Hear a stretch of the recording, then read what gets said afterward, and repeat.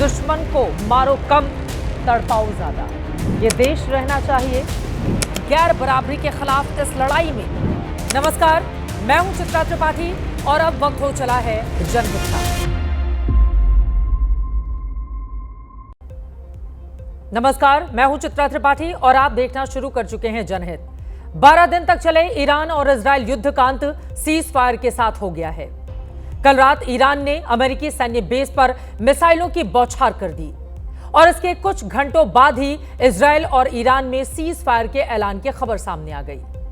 World media में confusion इस बात को लेकर है कि इस युद्ध में आखिर विजेता कौन रहा।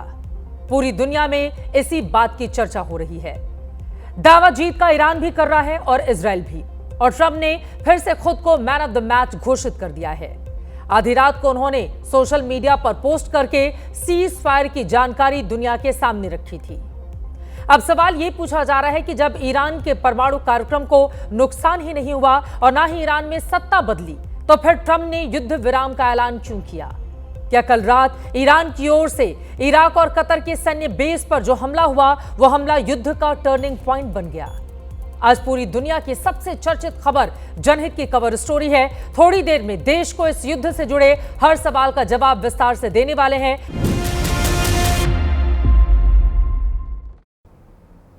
ओरिएंट बेल टाइल्स स्टूडियो से आप देख रहे हैं एबीपी न्यूज। जनहित की खबरें आप तक पहुंचाते हैं विस्तार से। ईरान और इजरायल में युद्ध विराम हो चुका है। देश और दुनिया की आज की सबसे बड़ी खबर यही है। लेकिन युद्ध विराम के साथ ही दोनों देशों का एक दूसरे पर हमला भी जारी रहा, जिसे लेकर अमेरिकी राष्ट्रपति ट्रंप अपनी नाराजगी जता चुके हैं। युद्ध विराम के उल्लंघन पर ट्रंप इजरायल से ज्यादा नाराज हैं। ट्रंप ने सामने आकर दोनों को क्या दी है नसीहत, वो आपको आगे बताने वाले हैं। लेकिन उसके पहले युद्ध विराम की इनसाइड स्टोरी आपके सामने रखते हैं। तकरीबन 23 घंटे हो चुके हैं। भारतीय समय के मुताबिक सोमवार की रात 10 बजे ईरान ने कतर की राजधानी दोहा में अमेरिकी सैन्य बेस को निशाना बनाया। ईरान ने मिसाइलों की ताबड़तोड़ बौछार कर दी। कतर में अमेरिकी सैन्य बेस को निशाना बनाने की खबर पूरी दुनिया में आग की तरह फैली। अपने आप को सुपर पावर मानने वाले अमेरिका को इस बात का जरा भी अंदाजा नहीं होगा कि ईरान, जो उससे हर मामले में बहुत कमजोर है, वो क्रिया की प्रतिक्रिया इस रूप में देगा। अमेरिका को नहीं लगा होगा कि घायल ईरान घातक प्रतिकार करेगा। लेकिन दुनिया तब ज्यादा हैरान हो गई जब ईरान की ओर से किए गए इस हमले के बाद अमेरिका ने कहा कि वो जवाबी कार्रवाई नहीं करने जा रहा, और उसके बाद दोनों देशों के बीच युद्ध विराम की खबर लेकर ट्रंप दुनिया के सामने आ गए। सही मायनों में पूरे विश्व के लिए ये गुड न्यूज है, लेकिन इसे लेकर कई तरह के सवाल भी खड़े हो रहे हैं। 12 दिनों के इस युद्ध विराम से हासिल क्या हुआ? 12 दिनों तक का युद्ध और उसके बाद युद्ध विराम क्या मिला? एक एक करके कई सवाल आपके सामने रखते हैं। क्या ईरान के इसी पलटवार के बाद अमेरिका सीज फायर के लिए तैयार हुआ? क्या सैन्य बेस पर हमला करके ईरान ने अमेरिका को चैलेंज नहीं दिया? क्या अमेरिकी सैन्य बेस पर ईरान का हमला महज प्रतीकात्मक था? सवाल यह भी, क्या इस सीज फायर से इजरायल ईरान का युद्ध अब पूरी तरह से रुक जाएगा? और सबसे बड़ा सवाल कि ईरान इजरायल के इस युद्ध में विजेता कौन रहा, कौन अपने मकसद में कामयाब हुआ? ये वो सवाल हैं जिसके जवाब की तलाश पूरी दुनिया को है। वहीं युद्ध के हिस्सेदार देश अपने अपने हिसाब से अपनी जीत के दावे में लगे हुए हैं। इजरायल इसे अपनी जीत बता रहा है, तो ईरान का कहना है कि हमला करने वाले देश ने जब घुटने के बल उससे सीज फायर की गुजारिश की, तब कहीं जाकर उसने इसके लिए हामी भरी। इस युद्ध विराम ने क्या अमेरिका के मकसद को पूरा कर दिया है, जो इजरायल की सुरक्षा को पूरी तरह से सुनिश्चित कर लेना चाहता था? तो वहीं ईरान को लेकर उसकी मंशा थी कि वो परमाणु क्षमता हासिल नहीं कर पाई। क्या पहले युद्ध में कूदने वाला अमेरिका बाद में सीज फायर के ऐलान के साथ खुद भी राहत महसूस कर रहा है? आपको सोमवार की रात की तस्वीरों को गौर से देखना चाहिए जो इस वक्त आपकी टीवी स्क्रीन पर हैं। रात के अंधेरे की इन्हीं तस्वीरों की वजह से मिडिल ईस्ट में सुबह शांति का सूरज निकलने का दावा किया जा रहा है। कतर की राजधानी दोहा के आसमान में मानो आतिशबाजी हो रही हो। एक के बाद एक मिसाइल ईरान की तरफ से दागे जा रहे थे और धमाकों की आवाज सुनकर कतर की राजधानी में कोहराम मच गया। कतर जो ईरान का दोस्त है, वहां पर अमेरिकी बेस पर किए जा रहे इस भीषण प्रहार ने इस देश को भी स्तब्ध कर दिया। अब दोहा के मॉल की तस्वीरें दिखाते हैं। रात को उस वक्त बहुत बड़ी तादाद में लोग मॉल में घूमने के लिए, शॉपिंग करने के लिए मौजूद थे। तभी आसमान में धमाकों की आवाज सुनाई देने लगी। दहशत के मारे मॉल के अंदर आप देख पा रहे हैं किस तरह से भगदड़ मच गई। लोग इधर उधर भागने लगे। करीब आधे घंटे तक दोहा में अफरा तफरी और खौफ का माहौल छाया रहा। जिस मॉल के भगदड़ का वीडियो ईरानी हमले में वायरल हुआ वो विलागियो मॉल दोहा के पश्चिमी छोर पर एस्पायर जोन में है, जहां से करीब 15 मील दूर अमेरिका का एयरबेस है। ईरान के हमलों से दोहा में मची ये चीख पुकार क्या सीज फायर का टर्निंग पॉइंट बना? इसका जवाब आपको बताने वाले हैं। उससे पहले रात के हमले का वीडियो देखिए, जिसके जरिए ईरान ने बताने की कोशिश की है कि दुनिया में कोई अगर एक मुल्क है जो अमेरिका के सामने नहीं झुकेगा तो वो ईरान है।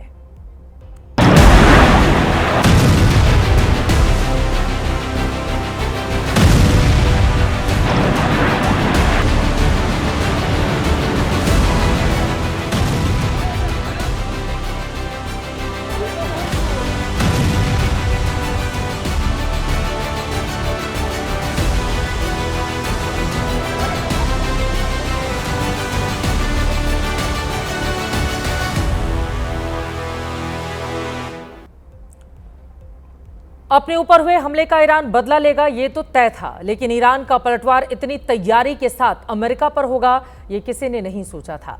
34 साल बाद अमेरिकी सेना पर किसी देश ने इस तरह से हमला बोला है। ईरान पहले ही कह चुका था कि ये जंग अमेरिका ने शुरू की है, इसे खत्म हम करेंगे। अब सवाल यह है कि आखिर ईरान ने कतर की राजधानी दोहा के अमेरिकी सैन्य बेस को ही हमले के लिए क्यों चुना? क्यों आसपास के किसी और देश के अमेरिकी बेस को इस तरह से टारगेट नहीं किया? ईरान के चारों ओर 9 देशों में अमेरिकी सैन्य बेस हैं। इनमें बहरीन, कुवैत, इराक, सऊदी अरब, यूएई, जॉर्डन, सीरिया और ओमान जैसे देश हैं, जहां पर तकरीबन 35,000 से ज्यादा सैनिक हैं अमेरिका के। लेकिन ईरान का हमला कतर में हुआ। ईरान ने कतर में स्थित अमेरिका के अल उदीद मिलिट्री एयरबेस पर ताबड़तोड़ मिसाइल अटैक किए। अमेरिकी राष्ट्रपति ट्रंप ने हमलों के बाद कल रात को अपने सोशल मीडिया पोस्ट में यह दावा किया कि ईरान ने 14 मिसाइल दागे थे, लेकिन 13 मिसाइल को हवा में ही मार गिराया गया। सिर्फ एक मिसाइल नीचे गिरी, जिससे कोई नुकसान नहीं हुआ है। अमेरिकी एयरबेस को ईरान के हमले में नुकसान क्यों नहीं हुआ, इसकी भी एक अलग थ्योरी सामने आई है। उसके बारे में आपको थोड़ी देर में देंगे जानकारी। अभी आप ये जानिए कि आखिर ईरान ने इसी बेस को अपने टारगेट पर क्यों लिया। इस सवाल का जवाब कुछ तस्वीरों में सामने है। ईरान ने सोमवार की रात मिसाइल से जिस अल उदीद मिलिट्री एयरपोर्ट पर हमले किए, उसी एयरबेस पर पिछले महीने की 15 तारीख को यानी 15 मई को अमेरिकी राष्ट्रपति डोनाल्ड ट्रंप पहुंचे हुए थे। ये तस्वीरें ट्रंप के उसी दौरे के दिन की हैं। उस दौरे में ट्रंप ने इस बेस पर घंटों समय गुजारा था। ट्रंप अपने इस कार्यकाल में आखिरी बार जिस सैन्य बेस पर गए थे वो यही सैन्य बेस है। लिहाजा ईरान के हमले की एक अहम वजह यह हो सकता है। ईरान बॉर्डर से कतर के इस अमेरिकी बेस की दूरी 760 किलोमीटर है। मध्य पूर्व में अमेरिका का यह सबसे बड़ा मिलिट्री बेस है। अमेरिका का यह एयरबेस 60 एकड़ में फैला हुआ है। 100 विमानों को यहां आसानी से रखा जा सकता है। साल 1996 में इसे स्थापित किया गया था। अमेरिकी सेंट्रल कमांड का यह फॉरवर्ड मुख्यालय है। यह बेस इराक, सीरिया, अफगानिस्तान में अमेरिकी ऑपरेशन का केंद्र रहा है। अमेरिका के इस अल उदीद मिलिट्री एयरबेस पर हर वक्त 10,000 की संख्या में अमेरिकी सैनिक मुस्तैद रहते हैं। लेकिन खबर यह है कि अमेरिका ने जब 22 तारीख को ईरान के परमाणु ठिकानों पर बम बरसाए, उससे पहले ही इस बेस में तैनात अमेरिकी सैनिक सुरक्षित बंकर में भेजे जा चुके थे। साथ ही लड़ाकू विमानों को भी सुरक्षित कर लिया गया था। एबीपी न्यूज को अमेरिकी एयरबेस की एक सैटेलाइट इमेज मिली है। इसमें आप साफ साफ देख सकते हैं कि जब अमेरिका ने ईरान पर हमला नहीं किया था, उससे पहले 20 तारीख को एयरबेस पर कई विमान नजर आ रहे हैं। लेकिन 22 तारीख को जिस दिन परमाणु ठिकानों पर अमेरिका ने अटैक किया, उस दिन इस एयरबेस पर वो प्लेन नहीं दिख रहे। दावा तो यह भी किया जा रहा है कि ईरान ने हमले से पहले अमेरिका और कतर को जानकारी दे दी थी। ऐसे में सवाल पूछे जा रहे हैं कि आखिर ईरान ने हमले से पहले अपने दुश्मन को जानकारी क्यों दी? वर्ल्ड मीडिया में यह चर्चा है कि अमेरिकी बेस पर ईरान का यह हमला महज प्रतीकात्मक तो नहीं था। हमने इस सवाल का जवाब एक्सपर्ट से जानने की कोशिश की है। अमेरिका को पहले बता दिया था ईरान ने कि देखो टाइगर, हमको बताना है अपने लोगों को कि हमें अभी क्षमता है अमेरिका से टक्कर लेने की, तो आपके बेस पे हम ज़रूर हमला करेंगे, लेकिन हम बिल्कुल, आप निश्चिंत रहिए कि आपकी जान माल को कोई नुकसान नहीं होगा। हम उधर से 3 मील इधर 3 मील उधर देंगे। और कतर को भी बता दिया था कि यार टाइगर, आप भी ज़्यादा शोर मत मचाना, ये तो हमने करना है अपनी जान बचाने के लिए, अपनी सत्ता को बरकरार रखने के लिए। तो इसका कोई फ़र्क नहीं पड़ता, इसके कोई मायने नहीं है। मध्य पूर्व में तकरीबन 17 देश हैं। इनमें से 8 जगहों पर अमेरिका ने स्थायी एयरबेस बना रखे हैं, जो करीब पिछले 15 सालों से अमेरिका के नियंत्रण में है। इसके अलावा कुल 19 जगहों पर अमेरिका के स्थायी और अस्थायी सैन्य बेस हैं। इन 19 जगहों पर 40 से 50 हजार अमेरिकी सैनिकों की मौजूदगी होती है। कुवैत, कतर, सऊदी अरब, यूएई, बहरीन, मिस्र, इराक, जॉर्डन, इन 8 देशों में अमेरिका के स्थायी एयरबेस है। कल जब रात को ईरान के हमले की खबर आई तो खबर सिर्फ कतर पर हमले की नहीं थी। कतर पर हमला होते ही खाड़ी देश में जहां जहां अमेरिकी सैन्य बेस हैं, वहां वहां अलर्ट वाले सायरन बजने लगे थे। Qatar, Bahrain, Kuwait, UAE, Saudi Arabia में सबसे ज्यादा अमेरिकी सैनिक तैनात रहते हैं। कुवैत में अमेरिका के 13,500 सैनिक मौजूद हैं। कतर में अमेरिका के 10,000 सैनिक हैं। यूएई में अमेरिकी आर्मी के 3,500 सैनिक, इराक में करीब 2,500 सैनिक, जॉर्डन में 4,000 सैनिक तैनात हैं।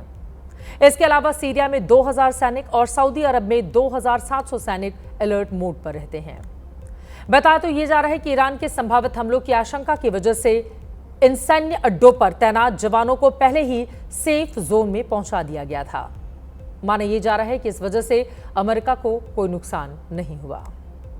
अमेरिका का सबसे बड़ा बेस जो है वो कतार में है, और कतार की लोकेशन बड़ी स्ट्रेटेजिक है। कतार के लोग जितने भी वहाँ के अमीर शमीर हैं, उनके बच्चे, पोते, दादा दादी सब अमेरिका में पड़े हुए हैं। अमेरिका के साथ उसके संबंध बहुत अच्छे हैं। जब अफ़गान तालिबान के साथ भी समझौता हो रहा था, वो कतार में ही हुआ। तो कतार के पास पैसा बहुत है, छोटा सा देश है, तो कहते हैं पंचिंग अबव इट्स वेट, वो घूसा मारता है अपने वज़न से ज़्यादा।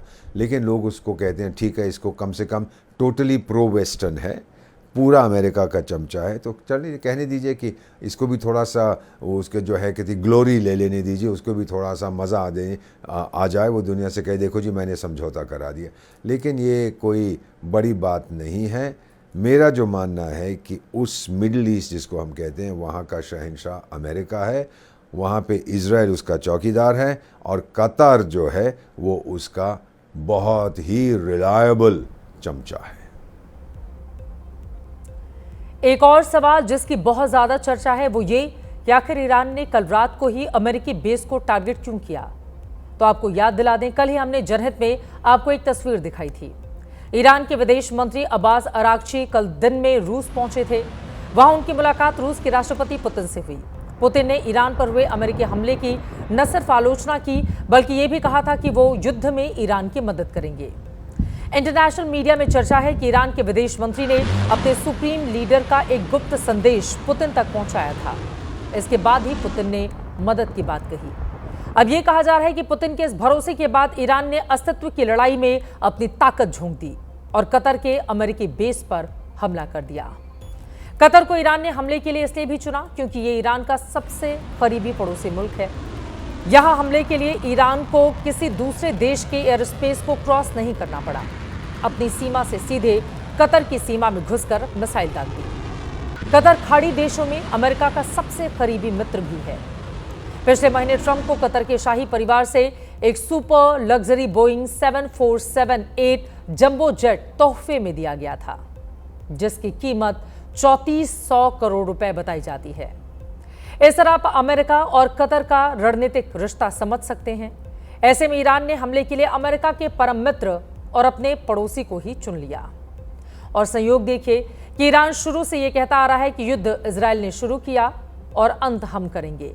कतर पर हुए इस हमले के बाद ही ट्रंप ने सीज फायर का ऐलान किया और युद्ध का फिलहाल अंत हुआ है।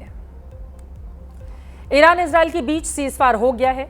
अमेरिकी राष्ट्रपति Donald Trump social media truth से लेकर वीडियो बयान जारी कर अलग अलग जगहों पर बता चुके हैं उन्होंने ये जंग रुकवाई है। ट्रंप मिडिल ईस्ट की इस जंग का क्रेडिट खुद को दे रहे हों, लेकिन सच ये भी है कि युद्ध के सबसे बड़े हीरो बनकर निकले हैं ईरानी supreme leader Ayatollah Ali Khamenei. ईरानी लोगों को जो जानते हैं, उनके इतिहास से वाकिफ हैं, उन्हें पता है कि ईरान वो मुल्क नहीं जो समर्पण करे। ये शब्द हैं ईरान के सर्वोच्च नेता आयतुल्लाह खामनेई के। कतर में मौजूद अमेरिकी सैन्य ठिकानों पर हमलों के बाद आयतुल्लाह खामनेई ने पोस्ट किया। इजराइल के साथ युद्ध की शुरुआत से लेकर अमेरिका के दखल देने तक खामनेई के शब्द यही थे कि वो किसी भी कीमत पर सरेंडर नहीं करेंगे। मिडिल ईस्ट में 14 इस्लामिक देश हैं। इजराइल और ईरान की जब जंग शुरू हुई तो ईरान के साथ मुस्लिम देशों का समर्थन निंदा प्रस्ताव तक ही सीमित रहा। सिर्फ यमन, इराक और लेबनान जैसे इस्लामिक राष्ट्र ईरान के पक्ष में खड़े दिखाई दिए, जबकि इजराइल के पक्ष में अमेरिका उतर चुका था। विपरीत परिस्थितियों में यह खामनेई का नेतृत्व ही था जिन्होंने बंकर में रहकर अमेरिका के सामने झुकने से इनकार कर दिया। जिस मिडिल ईस्ट में सऊदी से लेकर कतर और यूएई जैसे अमीर देश पश्चिमी देशों के साथ हो गए, वहां अमेरिका लाख कोशिशों के बावजूद भी इस्लामिक क्रांति की जड़ों को क्यों नहीं मिटा पाया? क्यों अस्तित्व की लड़ाई में मजबूत होकर निकला है ईरान? देखिए। ये फर्द मकतबी بود खुदा کاشان ये फर्द मकतबी بود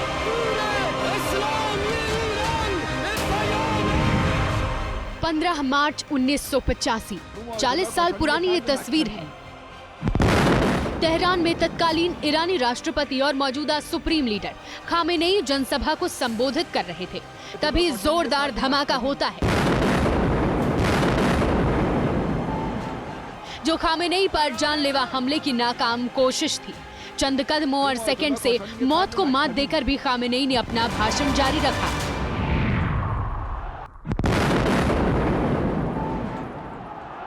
برادران توجه رئیس جمهور اسلامی ایران به بیاناتشان ادامه میدهند. هیچ نیرویی نمیتواند ملت ما را تسلیم کند. مرگ بر امریکا. 4 दशक से भी ज्यादा वक्त बीत चुका है और अमेरिका से खामेनेई की नफरत रत्ती भर भी कम नहीं हुई है। तब भी खामेनेई ने अमेरिका की सत्ता के सामने सरेंडर करने से इनकार कर दिया था और अब भी उनके तेवर वैसे ही हैं। اینی که به ملت ایران بگن بیایید تسلیم بشید حرف عاقلانه ای نیست. افراد با خرد که میشناسن ایران رو، میشناسن ملت ایران. 36 साल से खामेनेई ईरान के सुप्रीम लीडर हैं। उनकी सत्ता को कोई चुनौती नहीं दे पाया। 86 साल के खामेनेई की उम्र भी उनकी हनक को कम नहीं कर पाया। सुप्रीम लीडर तक का सफर तय कर चुके खामेनेई के सियासी सफर की शुरुआत भी अमेरिका के खिलाफ विद्रोह से शुरू हुई थी। ईरान की सड़कों पर विरोध प्रदर्शन की ये तस्वीर साल 1979 की है। तत्कालीन ईरानी सरकार और अमेरिका के खिलाफ देश में भारी गुस्सा था। इस गुस्से की अगुवाई धार्मिक गुट यानी उलेमा कर रहे थे। लंबे संघर्ष के बाद ईरान शाह को देश छोड़ना पड़ा और सबसे बड़े धार्मिक नेता यानी अयातुल्लाह रूहुल्लाह खुमैनी की वतन वापसी हुई, जिस घटना को दुनिया ईरानी क्रांति के नाम से जानती है। ईरानी क्रांति में रूहुल्लाह में अली खामेनेई भी थे। ईरान में इस्लामिक गणराज्य की स्थापना होते ही खामेनेई को भी जिम्मेदारियां मिली। अली खामेनेई को ईरान का उप रक्षा मंत्री बनाया गया। खामेनेई ने इस्लामिक रिवॉल्यूशनरी गार्ड कोर का गठन किया। IRGC अब ईरान की सबसे शक्तिशाली संस्थाओं में से एक है। साल 1981 में उन्हें ईरान का राष्ट्रपति चुना गया। 1989 में अली खामेनेई को ईरान का सुप्रीम लीडर चुना गया। खास बात यह है कि अयातुल्लाह खामेनेई खुद को कभी इस पद के योग्य नहीं मानते थे। दरअसल इस पद के लिए धार्मिक योग्यता काफी होनी चाहिए, लेकिन खामेनेई खुमैनी के करीबी थे और उनकी लोकप्रियता भी काफी थी। लिहाजा इस पद पर ताजपोशी के लिए ईरानी संविधान में भी संशोधन कर दिया गया और तब से अब तक 40 साल से वही इस पद पर काबिज है। सुप्रीम लीडर के साथ खामेनेई शिया मुसलमानों के बड़े धर्मगुरु भी हैं। ईरान शिया बहुल देश है। 9 करोड़ की आबादी वाले ईरान में शिया मुसलमान 90% यानी 8 करोड़ 10 लाख से ज्यादा है। दुनिया में फिलिस्तीन का मुद्दा मुसलमानों के लिए भावनात्मक रहा है। बाकी इस्लामिक देशों के मुकाबले ईरान इस मुद्दे पर खुलकर इजरायल के विरोध में खड़ा हुआ, जबकि फिलिस्तीन सुन्नी मुस्लिम बहुल इलाका है। खामेनेई के स्टैंड ने उन्हें सुन्नी मुस्लिमों के बीच भी लोकप्रिय किया है। खामेनेई ने मिडिल ईस्ट की खलीफा रेस में ईरान को आगे खड़ा कर दिया है।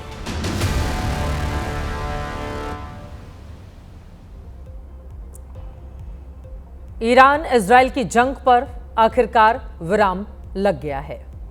लेकिन अचानक ऐसा क्या हुआ कि पश्चिम एशिया का संग्राम थम गया और युद्ध विराम हो गया? यकीनन युद्ध रुकना ही चाहिए, लेकिन कहां तो इस जंग में अमेरिका के कूदने से युद्ध की आग और धधकने की आशंका जताई जा रही थी, और कहां चंद घंटे पहले हमलावर की भूमिका निभाने वाले अमेरिकी राष्ट्रपति डोनाल्ड ट्रंप अचानक शांति दूत के किरदार बन गए। ये सब कैसे हुआ, पूरी कहानी आपको दिखाने वाले हैं। लेकिन अभी आप ईरान इजराइल युद्ध पर ट्रंप के ऐलान अमन का पहला पैगाम देखिए। पोस्ट काफी लंबा चौड़ा है, लेकिन इसकी बड़ी बातें आपको बता देते हैं।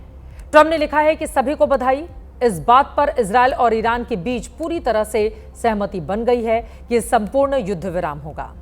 12 दिनों के युद्ध के आधिकारिक अंत को दुनिया सलाम करेगी। मैं दोनों देश इजराइल और ईरान को सहनशक्ति, साहस और बुद्धिमानी के लिए बधाई देना चाहता हूं, जिसे 12 दिनों का युद्ध कहा जाना चाहिए। यह एक ऐसा युद्ध है जो सालों तक चल सकता था और पूरे मध्य पूर्व को बर्बाद कर सकता था, लेकिन ऐसा नहीं हुआ और कभी नहीं होगा। ईश्वर इजराइल का भला करें, ईरान का भला करें, मध्य पूर्व का भला करें, गॉड अमेरिका का भला करें और दुनिया का भला करें। लेकिन ट्रंप के इस ऐलान के बावजूद युद्ध रुका नहीं। ईरान की ओर से इजराइल पर मिसाइलों की बरसात की गई।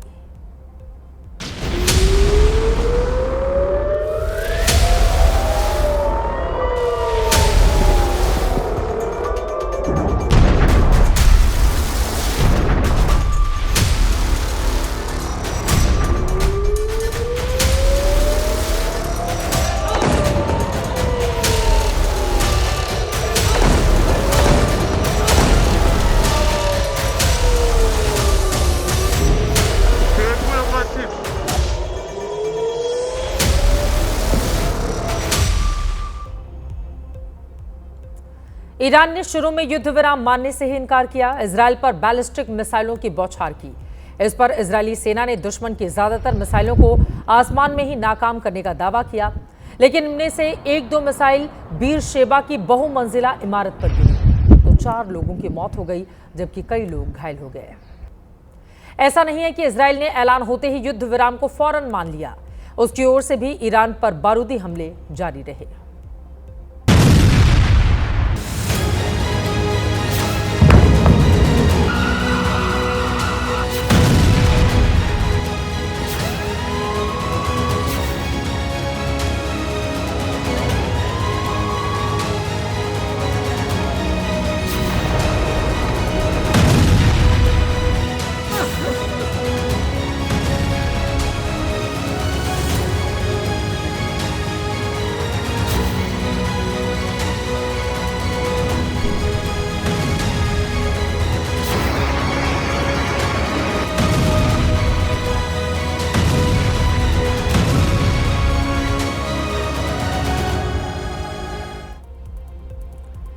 इजराइल की ओर से भी तेहरान पर हमले की तस्वीरें सामने आई। इजरायली सेना की ओर से ईरान में मिसाइल लॉन्चर तबाह करने का वीडियो सबूत भी आया। रिहायशी इलाके में इजराइल के एयर स्ट्राइक के बाद आसमान में धुएं का गुबार उड़ता दिखा। जाहिर है ये तस्वीरें ट्रंप को बेचैन करने वाली थी, जिसे उन्होंने अपने निजी social media platform truth social पर जाहिर किया था। अमेरिकी राष्ट्रपति ने अब की बार लिखा कि युद्ध विराम अप्रभावी है, कृपया इसका उल्लंघन नहीं करें। दोनों ओर से युद्ध विराम के उल्लंघन पर ट्रंप ने कैमरे के सामने आकर भी अपनी नाखुशी जाहिर की है। Israel, as soon as we made the deal, they came out and they dropped a load of bombs, the likes of which I've never seen before. The biggest load that we've seen. I'm not happy with Israel. You know, when I say, okay, now you have 12 hours, you don't go out in the first hour and just drop everything you have on them. So I'm not happy with them. I'm not happy with Iran either. But I'm really unhappy if Israel's going out this morning because the one rocket that didn't land, that was shot, perhaps by mistake, that didn't land. I'm not happy about that. You know what? We basically have two countries that have been fighting so long and so hard that they don't know what the doing. Do you understand that? अमेरिकी राष्ट्रपति Donald Trump का ये सबसे ताजा बयान है, जिसमें उन्होंने इजराइल को लेकर खासतौर से अपनी नाखुशी जाहिर की है। छिटपुट हमले अभी भी जारी हैं, लेकिन मोटे तौर पर युद्ध विराम का ऐलान हो चुका है। इस पर ईरान और इजराइल में सहमति बन चुकी है। अब सवाल यह है कि यह हुआ कैसे और इसके पीछे की कहानी क्या है। तो इसे लेकर अंतर्राष्ट्रीय मीडिया में दो तरह के पक्ष सामने आए हैं। एक के मुताबिक अमेरिकी बेस पर हमले के बाद ईरान ने कतर के जरिए व्हाइट हाउस को एक मैसेज भेजा। इसमें ईरान की ओर से कहा गया कि वो आगे और हमले नहीं करेगा। उसका पलटवार पूरा हो चुका है। इस पर व्हाइट हाउस ने ईरान को अपना जवाब भेजा। उसकी ओर से बताया गया कि अमेरिका अपने एयरबेस पर ईरानी हमले का जवाब नहीं देगा और वो ईरान से परमाणु करार पर बातचीत शुरू करने के लिए भी तैयार है। इसके बाद अमेरिका, इजराइल और ईरान कतर में युद्ध विराम पर लंबी बातचीत हुई, तब जाकर सहमति बन पाई। युद्ध विराम पर इंटरनेशनल मीडिया का दूसरा पक्ष यह है कि अमेरिका ने ईरान इजराइल में सीज फायर का प्रस्ताव रखा। इस पर कतर ने मध्यस्थता की, जिसका नतीजा यह हुआ कि दोनों देश हमले रोकने पर सहमत हो गए, जिसका ऐलान अमेरिकी राष्ट्रपति डोनाल्ड ट्रंप की ओर से किया गया। तो अमेरिका और कतर ने आखिरकार ईरान इजराइल के बीच अंतहीन समझे जा रहे युद्ध को रोकने में कामयाबी हासिल कर ली। अब सवाल यह है कि वो चेहरे कौन हैं जिन्होंने पर्दे के पीछे इस अनहोनी को होनी में तब्दील कर दिया। आइए उनके बारे में भी देते हैं आपको जानकारी। एक ओर ईरान इजराइल में भीषण जंग चल रही थी और दूसरी ओर युद्ध विराम की कोशिशें हो रही थीं। युद्ध रोकने की कोशिशों पर पैनी निगाह रखने वालों के मुताबिक डोनाल्ड ट्रंप इस पर इजरायली प्रधानमंत्री बेंजामिन नेतन्याहू से लगातार बातचीत कर रहे थे, जबकि ईरान को समझाने का जिम्मा उपराष्ट्रपति जेडी वेंस, विदेश मंत्री मार्को रूबियो और विशेष दूत स्टीव विटकॉफ को सौंपा गया था। ट्रंप के तीनों ही करीबियों ने युद्ध विराम पर ईरान से 5 दौर की बातचीत की, लेकिन ये वार्ता उस समय दम तोड़ती नजर आई जब ईरान ने यूरेनियम संवर्धन रोकने की मांग को मानने से साफ साफ इनकार कर दिया। लेकिन अंत में कतर के अमीर और प्रधानमंत्री ने इसमें बेहद अहम भूमिका निभाई। तब कहीं जाकर असंभव सा नजर आने वाला ये काम संभव हो पाया। इस तरह से ईरान इजराइल में युद्ध विराम के चेहरों की बात करें तो उसमें बाकी सब मोहरे रहे। असली भूमिका अमेरिकी राष्ट्रपति डोनाल्ड ट्रंप, कतर के अमीर शेख तमीम बिन हमद अल थानी, इजराइल के प्रधानमंत्री बेंजामिन नेतन्याहू और ईरान के supreme leader Ayatollah Ali Khamenei ने निभाई, जो अपने अपने मुल्क के सबसे बड़े नीति नियंता और शासक हैं, क्योंकि फिलहाल इन चारों ही देशों में इनकी मर्जी के बगैर एक पत्ता भी नहीं हिल सकता। युद्ध विराम के ऐलान से सबसे ज्यादा खुश वो आम नागरिक हैं जो हर रोज बमबारी के साये में जीने को मजबूर थे।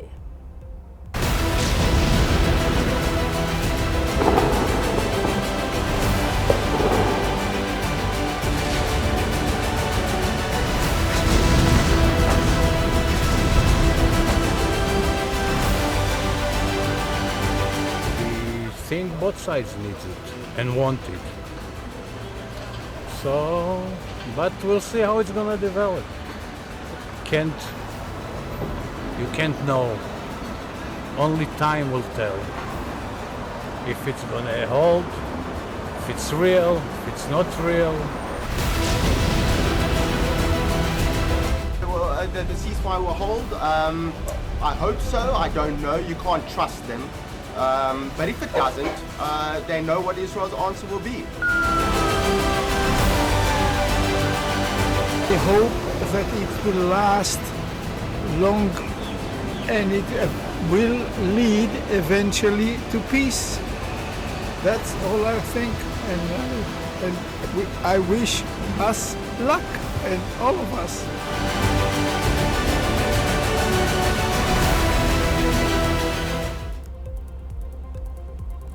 अब युद्ध विराम के बाद उन दावों की बात कर लेते हैं जो सबके अपने अपने दावे हैं। अमेरिका कह रहा है उसने ईरान के परमाणु कार्यक्रम को खत्म कर दिया। इजराइल का कहना है उसने ईरान को कमजोर करने का लक्ष्य हासिल कर लिया। ईरान कह रहा है कि उसने खुद से बेहद मजबूत सैन्य ताकत को पीछे धकेल दिया है। Now in a place where we weren't a week ago. A week ago, Iran was very close to having a nuclear weapon. Now, Iran is incapable of building a nuclear weapon with the equipment they have because we destroyed it. So that's a very, very big thing. הבוקר ניתן לומר, צה"ל עמד בצורה מלאה בכל היעדים שהוגדרו במבצע עם כלביא. הרמטכ"ל הנחה את צה"ל לשמר רמת דריכות גבוהה ומוכנות לתגובה עוצמתית על כל הפרה של הפסקת האש. זאת תוך הדגשת שמירה על מתח מבצעי גבוה. بینندگان عزیز، عملیات موفق موشکی سپاه در پاسخ به تجاوز آمریکا و ایستادگی و همبستگی مثال زدنی مردم عزیزمان. अब सवाल यह भी है कि 12 दिनों तक चले इस युद्ध से अमेरिका को क्या हासिल हुआ। उसकी ओर से दुनिया के सबसे शक्तिशाली बॉम्बर B-2 और बंकर बस्टर बम GBU-57 जैसे तुरूप के भी इस्तेमाल कर लिए गए, लेकिन क्या ईरान का परमाणु कार्यक्रम वाकई खत्म हो पाया? यह सच है कि अमेरिका ने ईरान के 3 अहम परमाणु ढांचे को तबाह कर दिया, लेकिन क्या इससे ईरान के परमाणु बम बनाने के साजो सामान बर्बाद हो पाए? अमेरिकी राष्ट्रपति डोनाल्ड ट्रंप ने खुल्लम-खुल्ला ईरान में सत्ता परिवर्तन की मंशा भी जाहिर की थी। सुप्रीम लीडर अयातुल्लाह खामनेई को गद्दी से बेदखल करने का ऐलान किया था, लेकिन हकीकत यह है कि ईरान में सत्ता की बागडोर आज भी खामनेई के हाथ में ही है। यानी अमेरिका ना तो ईरान के परमाणु कार्यक्रम का पूरी तरह से खात्मा कर पाया, ना ही खामनेई को हुकूमत से हटा पाया। अब तो ये बात पश्चिमी मीडिया की ओर से भी कही जाने लगी है कि ईरान ने अपने यूरेनियम भंडार को सुरक्षित बचा लिया।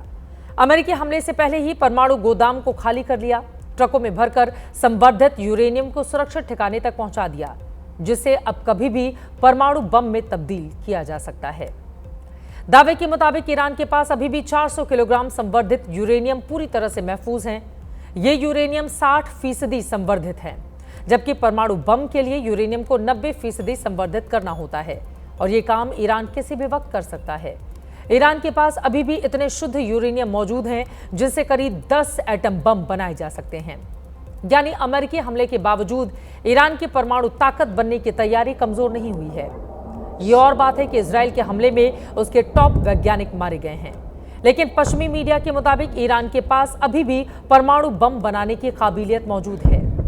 ऐसे में बड़ा सवाल यह है कि 12 दिन के युद्ध से ट्रंप को मिला क्या? क्या युद्ध विराम उनकी ओर से फेस सेविंग यानी चेहरा बचाने की कवायद है? युद्ध विराम के साथ ही अब ट्रंप के सुर भी बदल गए हैं। कल तक वो डंके की चोट पर ईरान में सत्ता परिवर्तन की वकालत कर रहे थे, लेकिन अब वो 360 डिग्री पलटी मार चुके हैं। कल उन्होंने मौजूदा ईरानी हुकूमत को नाकाम बताया था, ईरान को दोबारा महान बनाने के नाकाबिल बताया था। उन्होंने कहा था कि अगर खामनेई रहे तो ईरान दोबारा महान नहीं बन पाएगा। इसके लिए सत्ता परिवर्तन पर जोर दिया गया, लेकिन आज अचानक उनका हृदय परिवर्तित हो गया और अब वो ईरान में सत्ता परिवर्तन को पूरी तरह से खारिज कर रहे हैं। ईरानी आवाम को महान बता रहे हैं। दुनिया का सबसे शक्तिशाली देश अमेरिका, दुनिया की सबसे शक्तिशाली शख्सियत अमेरिका के राष्ट्रपति ट्रंप अगर सबसे ज्यादा चर्चा में है तो अपनी किरकिरी कराने को लेकर भी। पूरी खबर आपके सामने रखेंगे, लेकिन ईरानी आवाम को लेकर ट्रंप की ओर से क्या कहा गया, पहले वो सुन लीजिए। Do you want to see regime change in Iran? No. If there was, there was. But no, I don't want it. I'd like to see everything calm down as quickly as possible. Regime change takes chaos. And ideally, we don't want to see so much chaos. So we'll see how it does. You know, the Iranians are very good traders, very good business people. And they got a lot of oil. They should be fine. They should be able to rebuild and do a good job. They're never going to have nuclear. मौजूदा वक्त में अमेरिकी राष्ट्रपति Donald Trump की स्थिति ऐसी हो गई है, वो आज क्या बोल रहे हैं, कल अपनी बातों से किस तरह से पलट जाएं और परसों कुछ नई बात ऐड करके उसमें ले आएं, ये कहा नहीं जा सकता। ट्रंप सबसे ज्यादा चर्चा में मौजूदा वक्त में अगर बने हुए हैं तो अपनी किरकिरी को लेकर। ट्रंप को शांति दूत बनने की चाह है, लेकिन किसी की भी लड़ाई में कूदना उनकी आदत है। दुनिया भर में वो सीज फायर कराते फिरते हैं, लेकिन अपनी ही लगाई आग को बुझाने में पूरी तरह से फेल हो जाते हैं। वो कहते कुछ हैं, करते कुछ हैं, उनके साथ होता कुछ और है। सवाल है कि आखिर डोनाल्ड ट्रंप ऐसे क्यों हैं? With India and Pakistan, I was able to stop that. They ceasefire on a lot of areas, and so far that's. Let's stop it. Let's stop it. An immediate ceasefire. I think a permanent one.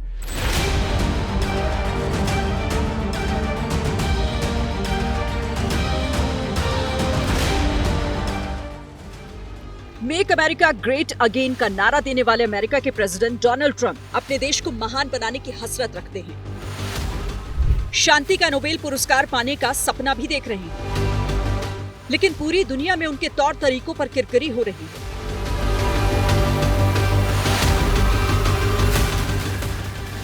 दुनिया में जहां कहीं भी जंग छिड़ती है, स्वभाव से मजबूर अमेरिकी प्रेसिडेंट उसमें कूद पड़ते हैं, लेकिन जैसे हालात संभलते नहीं, वो cease fire, cease fire, cease fire कहने लगते हैं। अब ईरान इजराइल युद्ध के 12वें दिन जब कतर में अमेरिकी एयरबेस पर ईरानी मिसाइलें गिरी तो अमेरिका के प्रेसिडेंट ने एक झटके में यू टर्न ले लिया। ईरान को सरेंडर करने की धमकी देते देते ट्रंप ने अपना कार्ड ही बदल दिया। आपको यहाँ बता दें कि कतर अमेरिका का सबसे बड़ा बिचौलिया है। कतर में अमेरिका ने यूएस सेंट्रल कमांड बनाया हुआ है। कतर में अमेरिका का अल उदीद एयरबेस है। इसी बेस के जरिए अफगानिस्तान, इराक और सीरिया में भी तख्ता पलट हो चुका है। ईरान के कतर पर किए गए हमले के बाद आखिरकार ट्रंप का रुख नरम पड़ गया। लगा ट्रंप ने ही राहत की सांस ली थी। अमेरिकी प्रेसिडेंट ने अपने एक बयान में कहा कि मैं ईरान का धन्यवाद करता हूं कि उसने हमें हमले से पहले सूचना दी, जिससे किसी की जान नहीं गई, कोई घायल नहीं हुआ। दुनिया भर में सीज फायर का दम भरने वाले ट्रंप को अपने ही घर में बैकफुट पर आना पड़ा।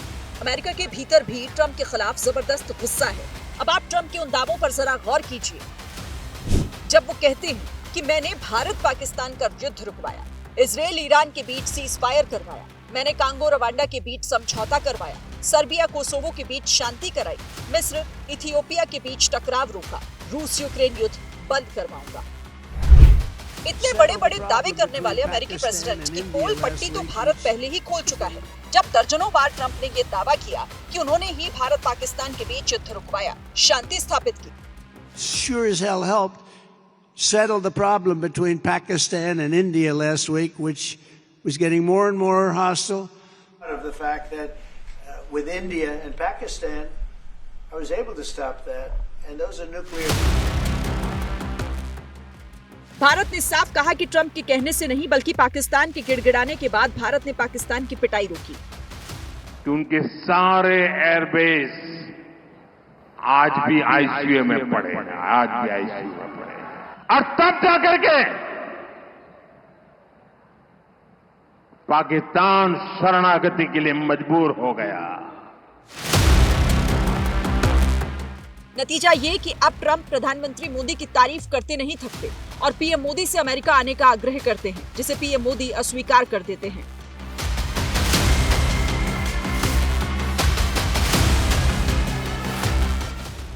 अट्ठाईस फरवरी 2025 में व्हाइट हाउस की तस्वीरें अब तक कोई नहीं भूला होगा, जब अमेरिकी प्रेसिडेंट डोनाल्ड ट्रंप यूक्रेन के प्रेसिडेंट की बेइज्जती करते हैं, फिर ज़ेलेंस्की पलटवार कर जवाब देते हैं।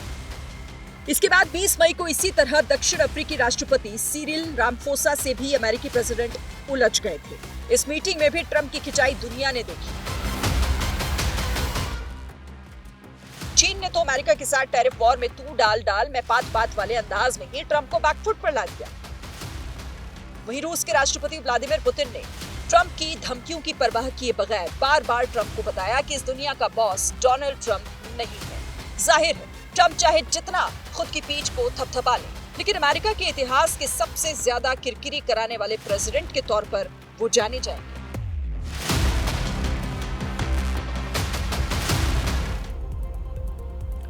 13 जून को शुरू हुई इस जंग के बाद एक दूसरे को बर्बाद करने पर तुले इजरायल और ईरान ने जमकर मिसाइल और बम बरसाए, जिसके चलते दोनों देशों को बड़ा नुकसान हुआ है। इजरायल के हवाई हमलों ने ईरान के परमाणु केंद्र और सेना के कमांडरों को टारगेट किया। ईरान की मिसाइलों के निशाने पर इजरायल के अहम ठिकाने और रिहायशी इलाके थे। हालांकि दोनों देशों ने आखिरकार सीज फायर पर सहमति जता दी है, लेकिन 12 दिनों तक चली इस लड़ाई में दोनों देशों को बड़ा नुकसान हुआ है, बड़ी हानि हुई है। इसमें कोई शक नहीं है कि मिडिल ईस्ट में इस भिड़ंत में ज्यादा नुकसान ईरान को उठाना पड़ा। इजरायली और अमेरिका के हमले के बाद ईरान युद्ध से हुए आर्थिक नुकसान का हिसाब किताब अब ईरान लगाने में जुटा हुआ है, लेकिन कई मीडिया रिपोर्ट्स के मुताबिक 12 दिनों में ईरान को करीब 150 से 200 बिलियन डॉलर के नुकसान की बात सामने आई है, जिसके चलते ईरान का तेल कारोबार और जीडीपी लड़खड़ा गई है। इस लड़ाई से ईरान को जान और माल दोनों का बड़ा नुकसान हुआ। इजरायली हमले में ईरान के 10 परमाणु वैज्ञानिक और ईरान के सेना के प्रमुख मेजर मोहम्मद बघेरी समेत 8 बड़े चेहरे मारे गए, जबकि 950 आम लोगों की जान गई और 3450 से ज्यादा लोग अस्पताल में भर्ती हैं जख्मी हालत में। लेकिन सबसे ज्यादा नुकसान ईरान के ड्रीम प्रोजेक्ट कहे जाने वाले न्यूक्लियर प्रोग्राम के हुआ। इजरायली बमबारी से ईरान के नतांज, फोर्डो और इस्फहान के न्यूक्लियर रिएक्टर काफी हद तक नष्ट हो गए, जबकि तेहरान में न्यूक्लियर रिसर्च सेंटर और करज में परमाणु सेंट्रीफ्यूज प्रोडक्शन यूनिट तबाह हो गई। अपने न्यूक्लियर प्रोग्राम पर ईरान ने भारी पैसा खर्च किया था।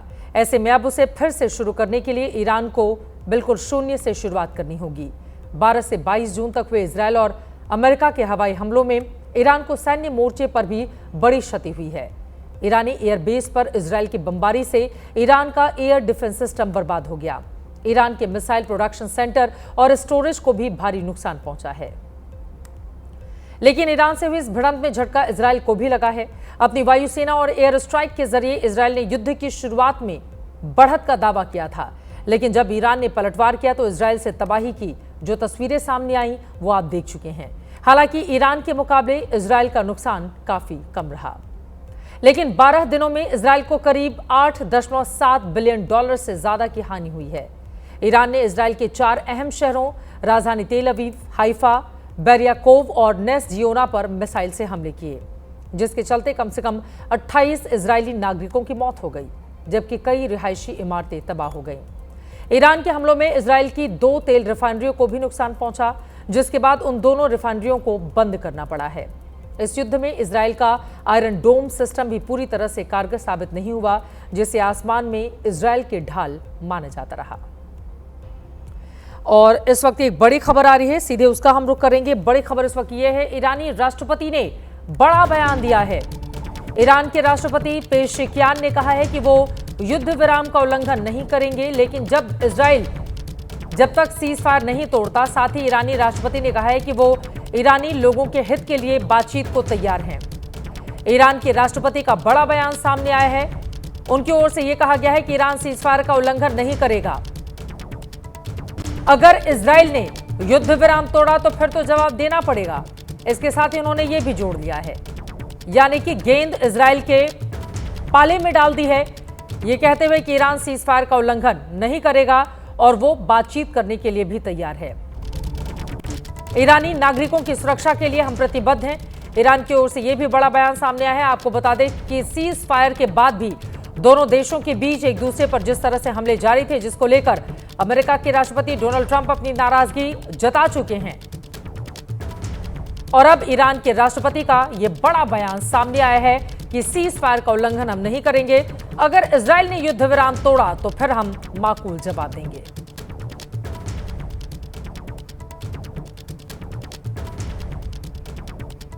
इजराइल ईरान युद्ध का असर अब आगे क्या होगा? युद्ध विराम हो चुका है, लेकिन आगे क्या फिर युद्ध की परिस्थिति बनेगी? मुद्दे क्या रहेंगे? इजराइल की ओर से क्या सीज फायर का उल्लंघन अब नहीं किया जाएगा? कई ऐसे सवाल हैं जिसका जवाब आगे आने वाले वक्त में मिलेगा, और हर एक खबर लगातार एबीपी न्यूज आप तक पहुंचाता रहेगा। और अब आज का जनहित मंत्र। उम्मीदों से बंधा एक जिद्दी परिंदा है इंसान, जो घायल भी उम्मीदों से है और जिंदा भी उम्मीदों पर है। उम्मीद कभी मत छोड़िए, चाहे जितनी भी चुनौतियां हों। उम्मीदें ही मंजिल तक ले जाने का रास्ता बनाती हैं। इसी के साथ जनहित में आज के लिए बस इतना ही।